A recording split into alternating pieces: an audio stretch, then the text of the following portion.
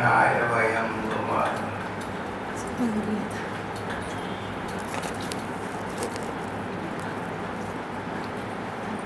संसार का लगभग आरंभ था उस समय हिरण्यकशिपु नाम एक दैत्य ने तपस्या से ब्रह्मा जी को प्रसन्न कर दिया और वर मांग लिया कि किसी भी स्थिति में किसी के द्वारा उसकी मृत्यु न हो।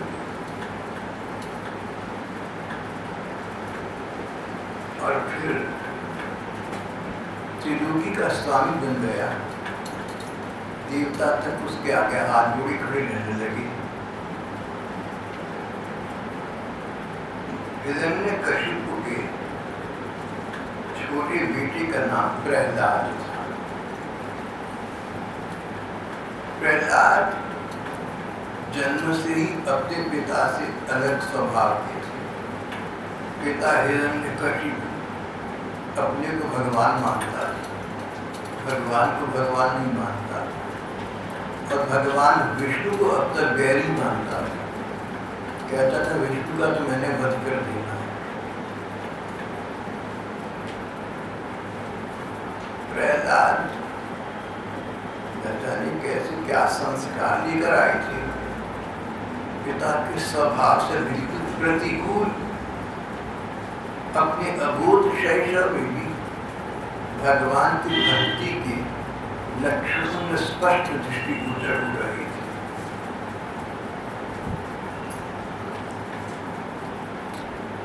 प्रहलाद की स्थिति ऐसी बन गई कि थे तो छोटे बालक, आयु की दृष्टि से 5 वर्ष के बालक, पर मानो ज्ञान विज्ञान का अध्ययन पूर्व जन्मों से करके आए हूँ, गंभीर रहती थी, विद्वत्ता और भक्ति भाव की बातचीत करती थी, साधारण बच्चों वाले खेलते खेलते थे। पिता ने उन्हें शिक्षा प्रदान करने का, विद्या देने का निश्चय किया। दैत्यों के गुरु उनके पुरोहित शुक्राचार्य थे। शुक्राचार्य बाहर गए हुए थे। उनके 2 बेटे थे, शंड और अमर्क। दोनों गुरुपुत्र गुरु समान ही थे। दोनों राजभवन के पास रहते थे। प्रहलाद जी को और दूसरे योग्य बालकों को उन्होंने शिक्षा विद्या प्रदान करने का काम आरंभ कर दिया। राजनीति, अर्थनीति आदि पढ़ाते थे। जो भी शिक्षा इनको मिलती थी, इनके मन को अच्छी नहीं लगती थी। स्मरण शक्ति तीव्र थी, पाठ सुनकर पाठ पूरा सुना देते, पर मन कहता था ये बातें ठीक नहीं। जीवन में नीति की आवश्यकता ही नहीं। नीति जिसमें अपना लाभ हो। नीति 2 प्रकार की है, एक तो अपना लाभ हो, दूसरे की हानि न हो। ऐसी नीति में कोई आपत्ति नहीं, पर दूसरी नीति अपना लाभ हो, भले ही दूसरे की हानि हो जाए। अब ये राज विद्या पढ़ रहे थे तो इनको तो ये सिखाया गया कि दूसरे हमारी शत्रु हैं, उनसे हमने अपने राज्य को बचाना है। किस प्रकार शत्रु को जीतना चाहिए। ये बातें प्रहलाद जी को जचती नहीं थी। उनका मन कहता किसी को क्या जीतना, जय पराजय तो संसार की वस्तु है। आज संसार आज है, कल संसार ही समाप्त हो जाएगा। आज जीवन है, कल जीवन ही समाप्त हो जाएगा। क्षणिक मानव जीवन में किसी को शत्रु मित्र मानने की क्या आवश्यकता है। ऐसी नीति की क्या आवश्यकता कि शत्रु को हम पराजित करें, हम स्वयं जीतें। फिर मन में और विचार आते, वास्तविक शत्रु तो मनुष्य का, यदि कोई है तो उसका अपना मन है। स्वयं शत्रु मित्र। अपना मित्र शत्रु व्यक्ति स्वयं है। कहीं कहीं हमारा मन हमारे साथ मित्रता करता दिखता है, पर शत्रु तो शत्रुता कर रहा होता है, और कभी कभी तो खुली आम शत्रुता करता है। जो मन हमें संसार की ओर आकृष्ट करे, दुनियादारी सिखाए, जो मन ये सिखाए कि ईंट का जवाब पत्थर से दो, जो मन ये सिखाए कि हमारे पास पैसा अधिक है, हमारे पास राजसत्ता है, जनसत्ता है, जनसत्ता है, दूसरों के पास नहीं है, वो न्यून स्थिति में है, हम ऊंची स्थिति में, ऐसी बातें सिखाने वाला मन तो अपना शत्रु हो गया।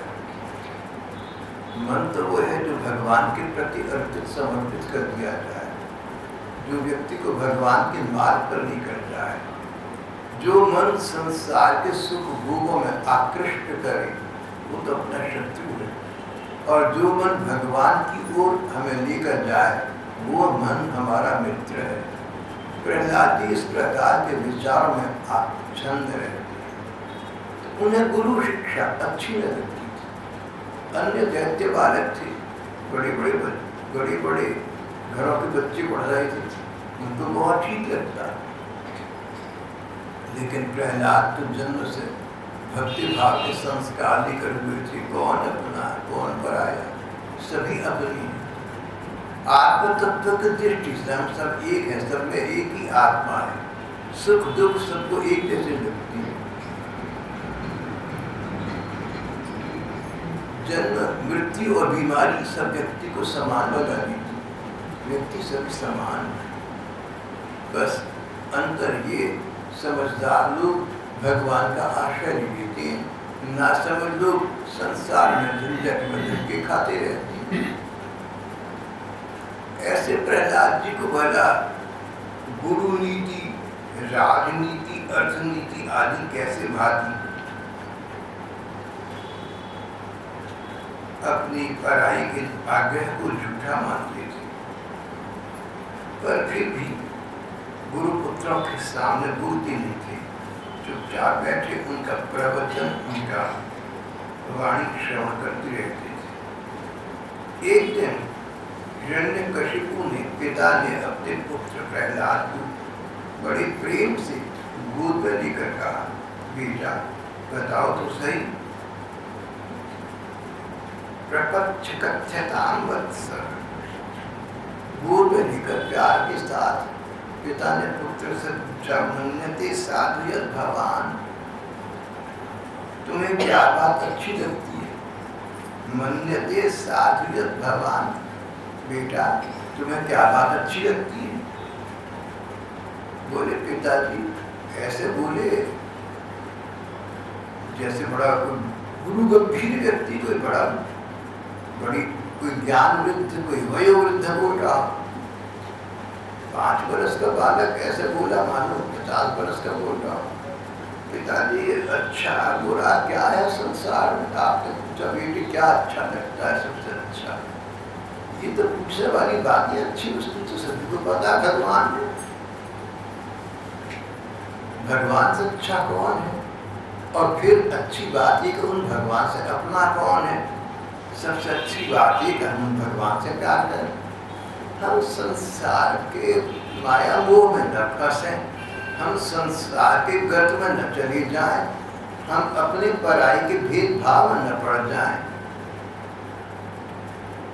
सांसारिकता का शिकार न बने। बस अपने आप को भगवान के चिंतन तक सीमित रखें। चिंतन करें एकांत में तो भगवान का, चर्चा करें कुछ लोगों के साथ मिल बैठ कर तो भगवान की। वही परिवार धन्य है जहाँ के सदस्य मिलकर हरी चर्चा करते हैं, और दूसरे रिश्तेदारों की जो स्पर्धा करते हो, भलाई बुराई करते हो, बिरादरी की बातें करते हो, इधर उधर की, सब के सब अपने शब्द। पिताजी सबसे अच्छी बात जो भगवान का स्मरण है। मैं तो कहता हूँ कि इस ग्रह गृहस्थी के झंझट से छूट जाओ। ऐसे बोले 5 वर्ष के प्रहलाद, ऐसे बड़े बुजुर्ग बोलते हो, मैं तो पिताजी कहता हूँ, ये जो संसार के अंधा हुआ है ना, इससे बचने का एक ही उपाय है, वनम गतो यद हरिमाश्रये।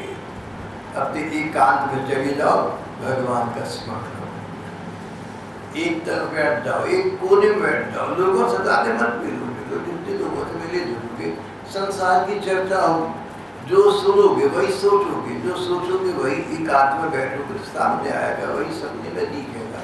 क्या मिलेगा इससे तुम्हें? तो मैं तो कहता हूँ सबसे अच्छी बात जो आपने, कौन सी अच्छी बात? वनम गतु यद हरिमाश्रये, वन को चले जाओ, एक ओर चले जाओ, एकांत में चले जाओ, जन संसद से, आम लोगों से, दुनिया भर से मत मिलते फिरो। सत्संगी हो कोई तो उनसे नाता भी सत्संग का रखना। सत्संगियों से संसार का संबंध बनाकर सांसारिकता तक सीमित मत रह जाना। ये बात तो बहुत होती है, आजकल भी हम देखते हैं कि दो जने, उनका परिचय इसलिए हुआ कि किसी सत्संग में जाते हैं, फिर एक दूसरे का हाल पूछने लगे, एक दूसरे को हाल बताने लगे, कोई कष्ट हुआ तो इलाज बताने लगे, एक दूसरे घर जाने लगे, सत्संग तो पीछे रह गया। अब सांसारिकता में पड़ गए, अब सांसारिकता में पड़ गए, यहाँ तक भी काम चल गया, पर जिसको दिखाकर अधिक सहायता करने वाला है वो सत्संगी मेरा अपना हो गया, चाहे भजन में पीछे हो। और जो सत्संगी भजन में आगे है लेकिन दुनियादारी की दृष्टि से मुझे उससे कोई विशेष लाभ नहीं, वो ऊपर आया हो गया। सत्संग से संबंध आरंभ हुआ, सत्संग के प्रति खूब चलेगा भैया, ये अपने आप को संभाल कर रखना। इसी का नाम मोह माया है। मन व्यक्ति को भ्रांत कर देता है, परिभ्रमित कर देता है। अपने मन को स्वयं संभाल कर रखना होता है।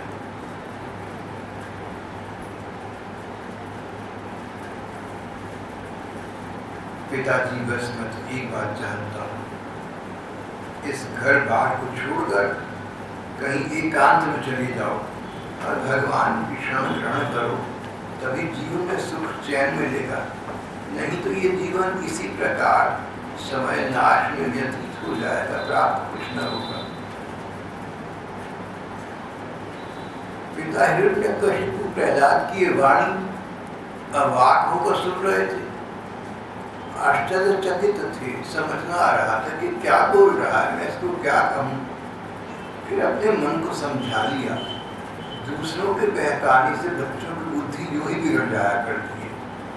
लगता है गुरु जी के घर पर विष्णु के पक्षपाती कुछ ब्राह्मण वेश बदल कर रहते हैं।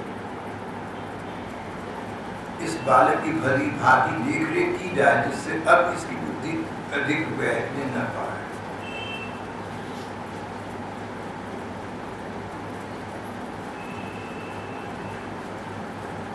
हिरण्यकशिपु ने गुरु पुत्रों से कहा कि अब आप लोग इस बात का ध्यान रखें कि मेरे शत्रु विष्णु के कुछ गुप्तचर ब्राह्मण का वेश बनाकर चुपचाप इस बच्चे को मिलकर कहीं इसको मेरे विरुद्ध तो नहीं भड़का रहे और विष्णु के पक्ष में समझा रहे।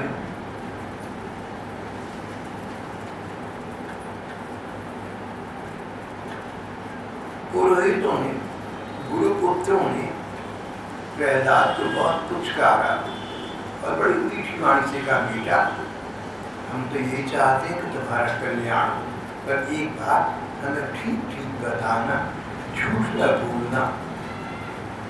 जब प्रहलाद ने सुना हमें एक बात बेटा ठीक ठीक बताना, झूठ न बोलना, तो उन्हें बड़ा आश्चर्य हुआ। झूठ नाम की चीज ये होती है, गुरु जी को कैसे पता लगा? और मैं क्यों झूठ बोलूंगा? इनको ये विचार क्यों आया कि मैं झूठ न बोलूं? बेटा सच सच बोलना, झूठ न बोलना।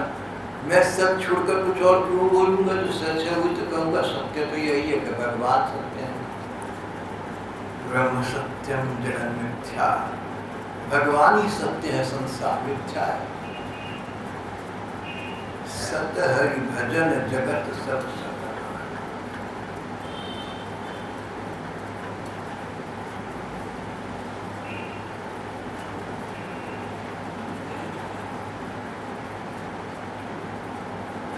प्रहलाद जी को बड़ा आश्चर्य हुआ कि मैं ठीक ठीक बताऊं, मैं झूठ न बोलूं। जिस चर्चा का आरंभ ही शुरू से हो रहा है, वो चर्चा सफल कैसे हो? ठीक बात है प्रहलाद, जिसका आरंभ इस बात से, बेटा सच सच बोलना, झूठ मत बोलना। यानी क्षेत्र तो हो गया, अवकाश तो हो गया, ये संभावना तो हो ही गई कि लड़का झूठ बोलेगा। इनको मेरे पर शक तो पहले से ही है।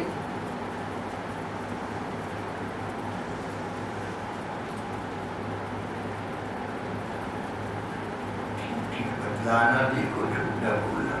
तुम्हारी बुद्धि उल्टी कैसे हो गई? और तो किसी बालक की बुद्धि उल्टी नहीं। प्रहलाद जी को दूसरा आश्चर्य, बुद्धि उल्टी हो गई। मैं तो पिताजी से कहता हूँ कि भगवान सबसे अच्छे अपने हैं, दुनियादारी में अपने पढ़ाई में मत पढ़ो। तो मैंने अच्छी बात कही, मेरी बुद्धि तो सीधी है। उल्टी बुद्धि तो ये है कि दुनिया में पढ़ो, शत्रु को पराजित करो, मित्रों से प्रेम करो, किसी को अपना समझो, किसी को पराया समझो। ये मूर्खता है, ये नासमझी है, ये उल्टी बुद्धि है। सीधी बुद्धि तो सब में भगवान की सत्ता है, सभी अपने हैं। तो भला ये मुझसे प्रश्न भी ऐसा क्यों कर रहा है? बेटा, तुम्हारी बुद्धि स्वयं ऐसी हो गई या किसी ने तुमको बहकाया है? अगर किसी ने बहकाया तो बिना डरे, बिना संकोच के चुपचाप हमें उसका नाम बताओ। किसने तुम्हें ऐसी बातें सिखाई? प्रहलाद जी ने कहा, गुरु जी,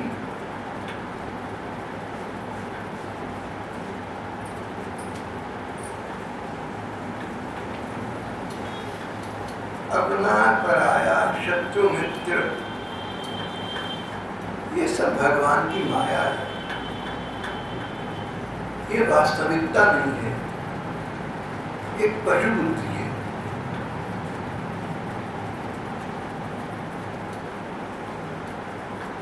सच बात ये है कि भगवान में मन लगना बड़ा कठिन है, और भगवान में मन सबका लगता भी नहीं, किसी किसी का लगता है।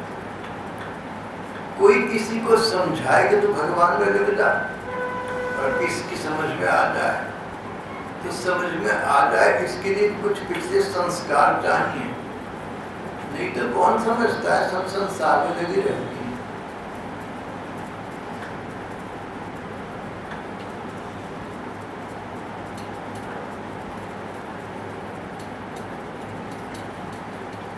सब संसार भगवान की माया है। गुरु जी वही भगवान आप लोगों के शब्दों में मेरी बुद्धि बिगाड़ रहा है। आपने पूछा तेरी बुद्धि उल्टी कैसे हो गई? मेरी बुद्धि जैसे भी उल्टी हुई, जो भी हुई, ये भगवान की कृपा है, उनकी इच्छा है। गुरु जी जैसे चुंबक के पास लोहा स्वयं आता है, वैसे ही मेरा चित्त, मेरा हृदय भगवान की ओर अपने आप खींचा चला जाता है। मुझे कोई प्रयत्न नहीं करना पड़ता, कोई साधना नहीं करनी पड़ती।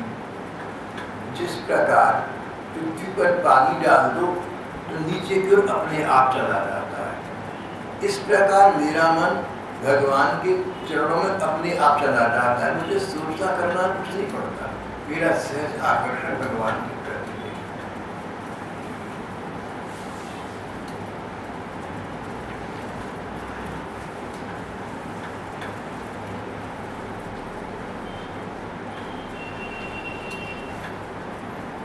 अब ये पुरोहित बेचारी राजा के सेवक थे, पराधीन थे,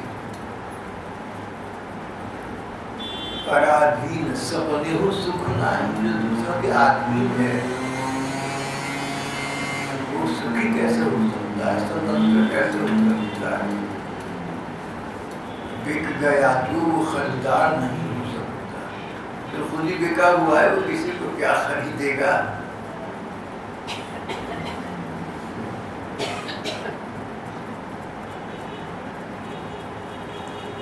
गुरु जी के पुत्र और स्वयं गुरु जी शुक्राचार्य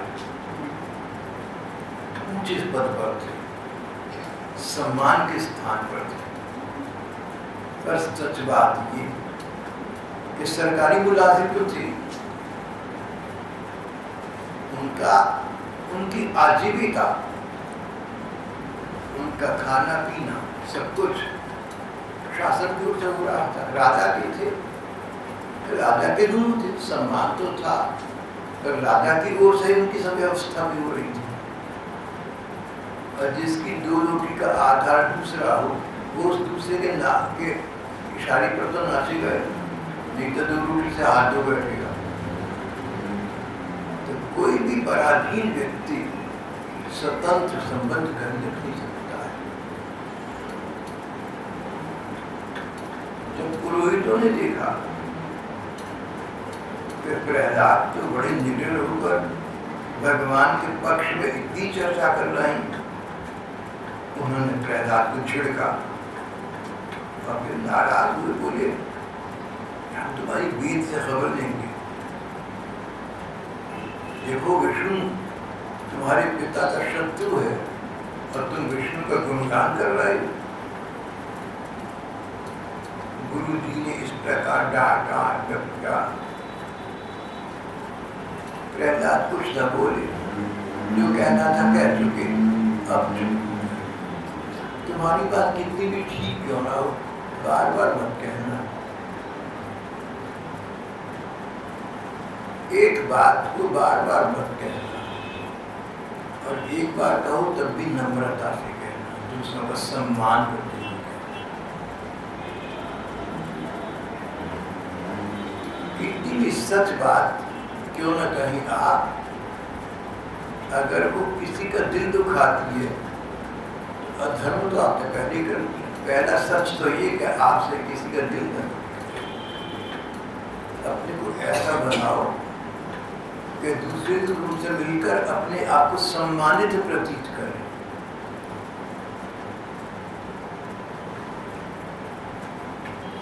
कोई ऐसा न समझे कि हम नीचे दर्जे के हैं, हमें ये दृष्टि से देखा जा रहा है, हम अज्ञानी हैं, हम अल्प ज्ञानी हैं।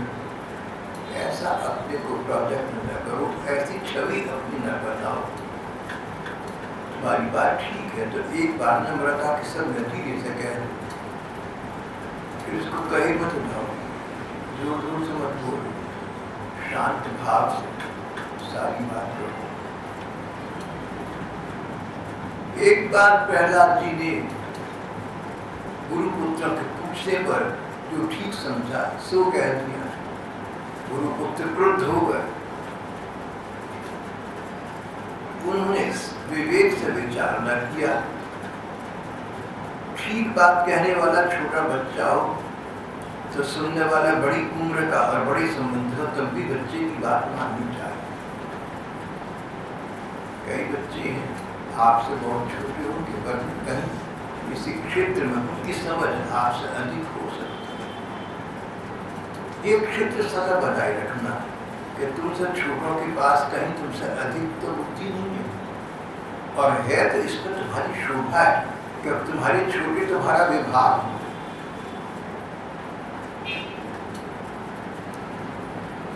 यहाँ पर गुरुपुत्र ऐसा न सोच सके, उनकी अपनी उल्टी बुद्धि हो रही थी, क्योंकि जिस राजा का अन्न खा रहे थे वो पापात्मा थे।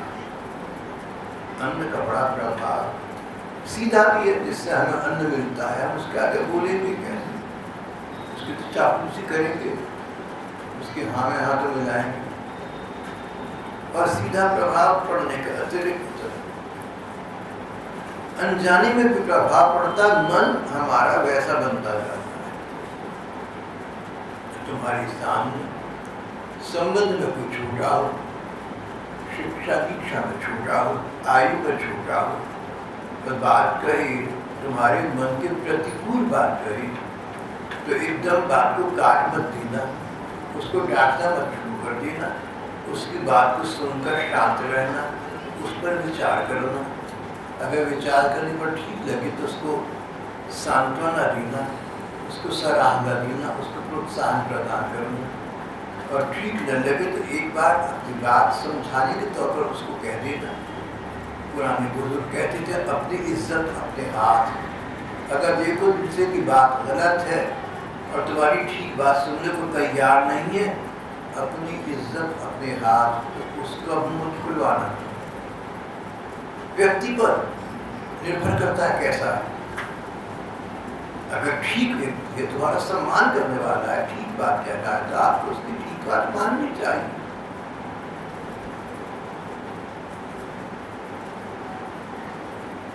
और आप समझे व्यक्ति गलत है, भले ही छोटा है, उम्र में, संबंध में, उसके मुंह न लगना दोबारा। ऐसे से क्या संबंध रखना है, पता चल गया किस प्रकार का। अब अपना मन मत खराब करना, उसको कुछ कह करके उसको भी उनका खराब करना है। जब समझेगा नहीं तो समझाने का क्या लाभ। प्रहलाद ने एक बार अपने मन की बात गुरु पुत्रों के पूछ से करने से कह, गुरु पुत्रों ने क्रोध प्रकट किया, विरोध प्रकट किया। प्रहलाद शांत रहे, उत्तेजित नहीं हुए, क्रोध का उत्तर क्रोध में नहीं दिया।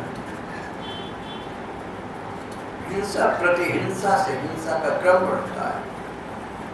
दूसरा क्रोध करे, तुम भी क्रोध करो तो क्रोध बढ़ेगा।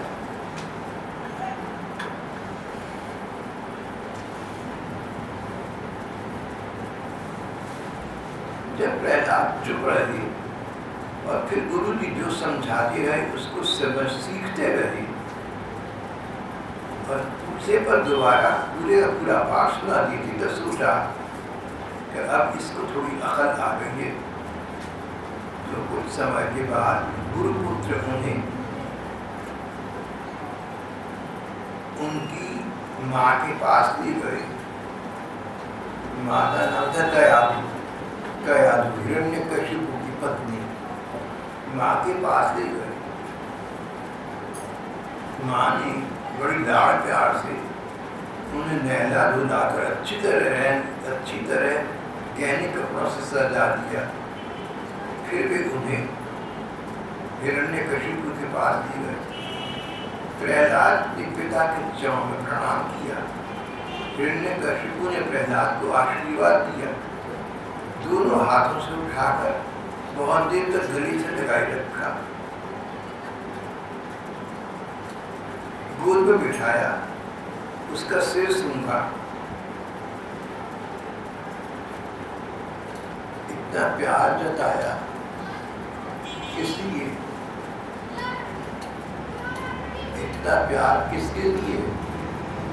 इसके लिए है कि मेरा बेटा है, मेरी बात मानता है, मेरी बातों को आगे बढ़ाएगा, मेरा इसका विचार एक है, इसने मुझे मेरी आज्ञाओं का पालन करना है, ये मेरा आज्ञाकारी है, इसलिए।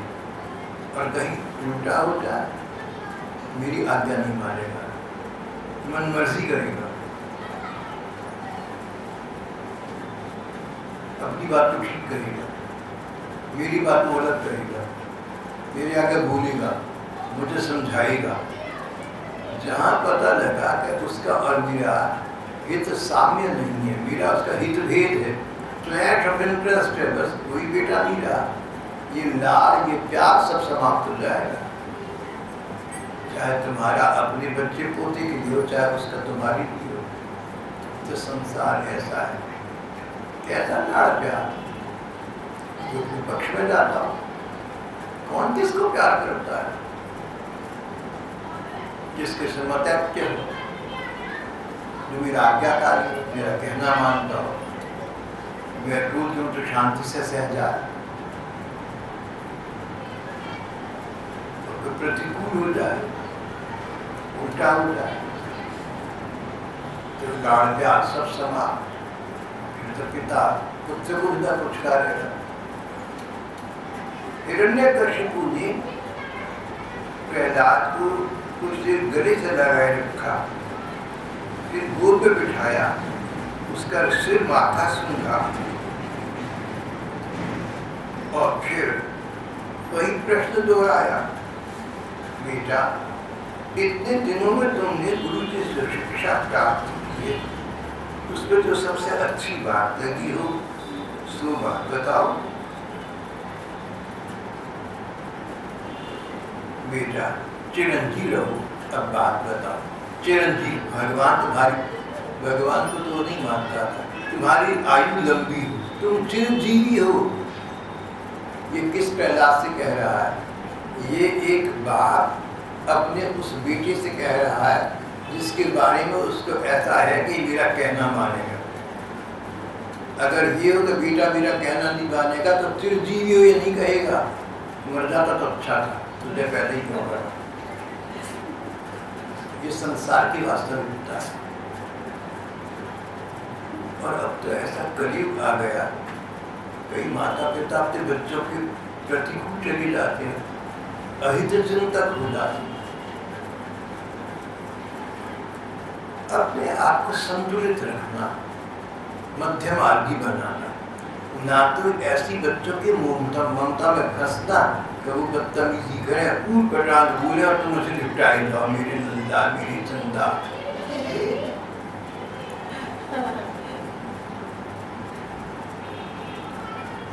और ना इतनी शेखी में आना कि वो गलत बात करे, दोबारा कहूँगा वो ठीक बात है तो बुरा मान लो, देखो छोटा होकर बोलता है।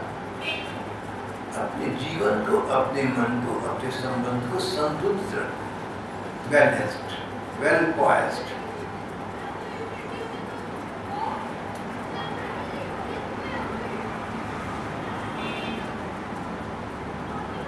और लाड़ प्यार से पूछा, बेटा तुम्हारी आयु लंबी हो, अच्छा जो कुछ तुमने सीखा सबसे अच्छी बात, यदि शिक्षक गुरु भगवान, सबसे सुंदर बात सीखी, सो बताओ।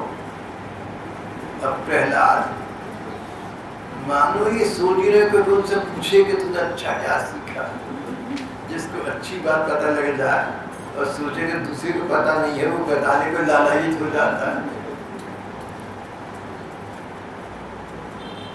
तो आम भाषा में जैसे बोलचाल की भाषा होती है, उधार खाई बैठा, ये तो उधार खाई बैठे थे, कोई पूछे तो मैं बताऊं बेटा सबसे अच्छी बात क्या सीखी? गुरु जी सबसे अच्छी बात बता दी, भगवान विष्णु की लीलाएं श्रवण करना, उनका कीर्तन करना, उनका स्मरण करना, उनकी सेवा करना, उनकी पूजा, उनकी स्तुति, उनकी सेवकाई, बस यही सबसे अच्छी बात है।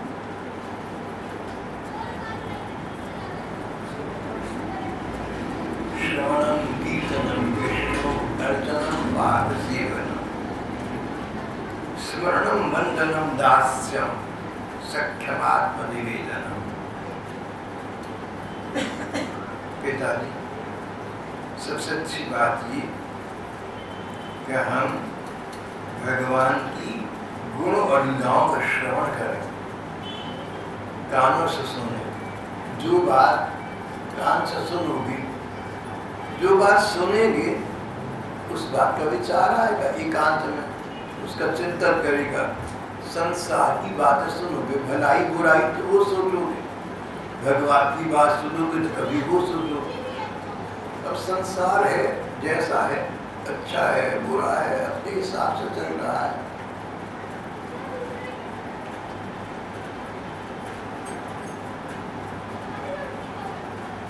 रात भर अंधेरे को कोसने के स्थान पर एक दीवा जलाना बैठे हुए बेहतर। अब संसार जैसा है नहीं वैसा रहेगा। बड़े बड़े महापुरुष आकर से सुधार नहीं सके, तुम और मैं क्या सुधारेंगे? और आजकल के बच्चों को सुधारना तो बड़ी कीड़ी की है। बताया था एक मम्मी पापा अपने बच्चे को मेरे पास आई, बच्चा मुझे बहुत प्यार करता है, 10वीं बार फेल होता है, मेरे पास आए, भाई सब सिखाएंगे तो सीखेगा। कहने के देखो भाई सबको जो इतना प्यार करते हो, इन्होंने MA जमात पढ़ी, 16 जमात पढ़ी, अब अकेली बैठी है, लेकिन 16 जमात पहले पढ़ ली। तुम भी बेटा 16 जमात पढ़ो भाई सब की तरह, चल भाई सबके पास मुझे खुद बताएंगे। वो लड़का बड़े आत्मविश्वास के साथ मेरे पास आकर बैठा। मैंने कहा भैया बात सुन। कहते भाई साहब बताऊं एक बात। मैंने कहा क्या? कहते कई बार ना बड़े लोग ना गलत बात बेवकूफ़ी करते हैं, समझ लीजिए बात। अपने माता पिता के सामने मुझसे कहने लगा, उससे तो मैं भी बहुत बड़ा था। बोला भाई साहब बहुत बार देखा है, तो बच्चा ठीक कहता है, माँ बाप को समझ ही नहीं है। अपनी कही जाती। अरे अच्छा, मैंने कहा लेकिन एक बात है ना, पढ़ाई करके मेहनत करके अच्छे नंबर लेके पास होना तो जरूरी होता है ना। कहता भाई साहब बताऊं आपको, आपने बड़े अच्छे वक्त में अपनी पढ़ाई पास कर ली। आज के जमाने में आपको जो बिठा दे आपके पास होते हैं।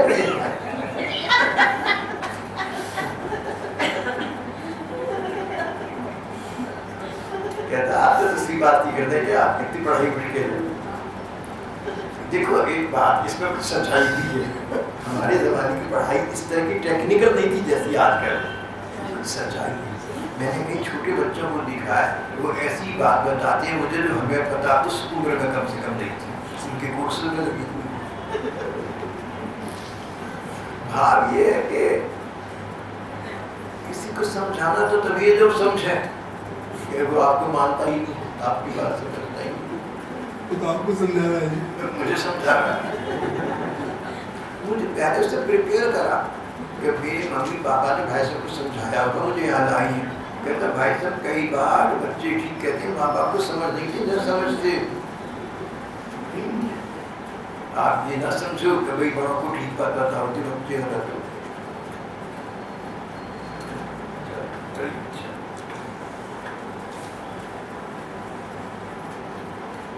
पहले तो हिरण्यकशिपु ने बच्चे को बहुत लाड प्यार किया, फिर उसने बच्चे से पूछा सबसे अच्छी बात क्या है, बोले भगवान के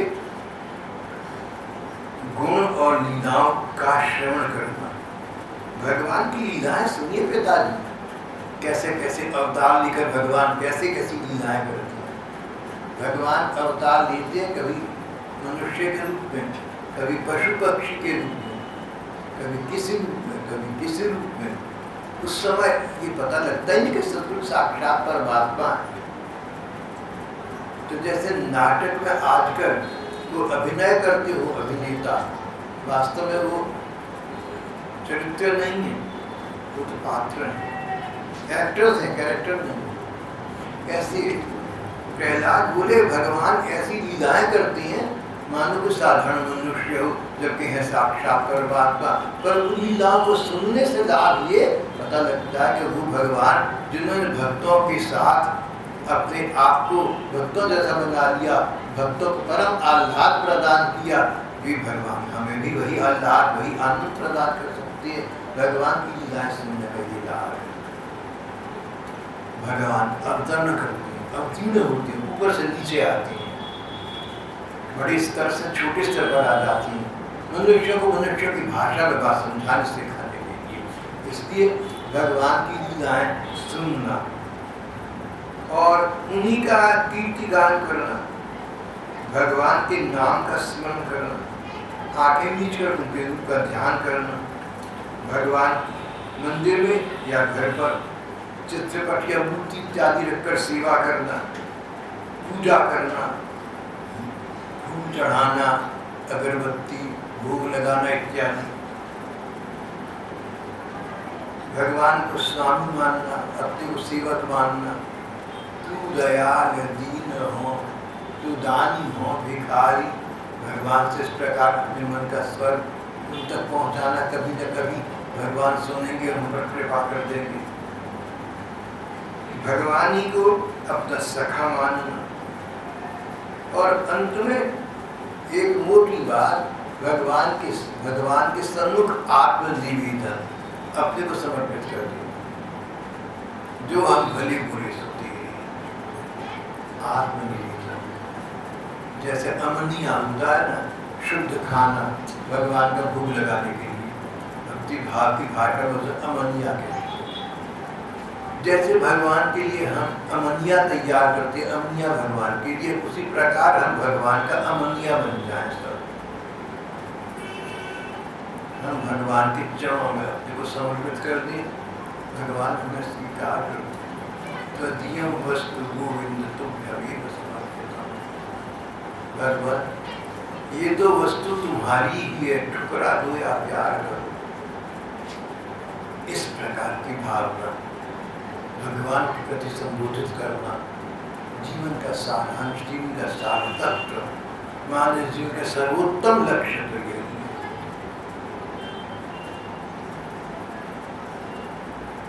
प्रहलाद की ये बात सुनकर हिरण्यकशिपु का लाड़ प्यार तो समाप्त हो गया।